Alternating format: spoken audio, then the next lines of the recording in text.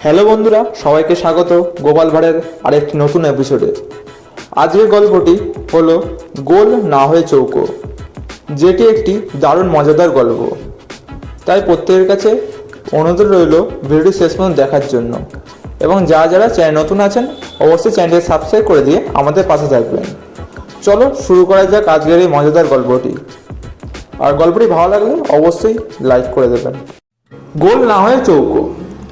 মহারাজ একদিন গোপালকে জিজ্ঞাসা করলেন, আচ্ছা গোপাল, টাকা যদি গোল না হয়ে চৌকো হতো তবে কেমন হতো? এতে ভালো মন্দ কি গাড়াতো বলো তো শুনি। গোপাল চিন্তা করে বলল, গোলের জন্য যত গন্ডগোল।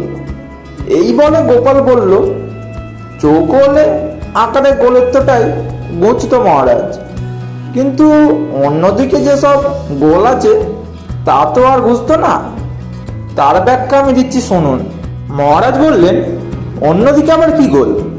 গোপাল বলল, পৃথিবীর চারিদিকেই গোল। টাকা দিতে গোল, পেতে গোল, হিসাবে গন্ডগোল, হারালে শোরগোল। যার টাকা আছে সে ছাগলের মতো সবেতেই মুখ দিয়ে বেড়ায়, আর যার নেই সে পাগলের মতো সারাদিন ঘুরে বেড়ায়। টাকার শোকে ব্যাকুল নয় এমন দেশ ভূগোলে নেই। গোলকেরও এমন লোক আছে কি নেই? মহারাজ শুনলেন তো গোলের মাহাত্ম্য। মহারাজ শুনে একেবারে হতভম্ব। গোপাল ভাঁড়, সত্যি তোমার তুলনা তুমি, তোমাকে বাহবা না দিয়ে পারছি না। বন্ধুরা, আজকের গল্পটি কেমন লাগলো অবশ্যই কমেন্ট করে জানাবেন। আর এরকম গল্প শুনতে আমাদের থাউজেন্ড স্টোরি চ্যানেলটিকে অবশ্যই সাবস্ক্রাইব করে দিয়ে বেল নোটিফিকেশানটা অন করে রাখবেন, যাতে সবার আগে আপনার কাছে নোটিফিকেশানটি পৌঁছে যায়।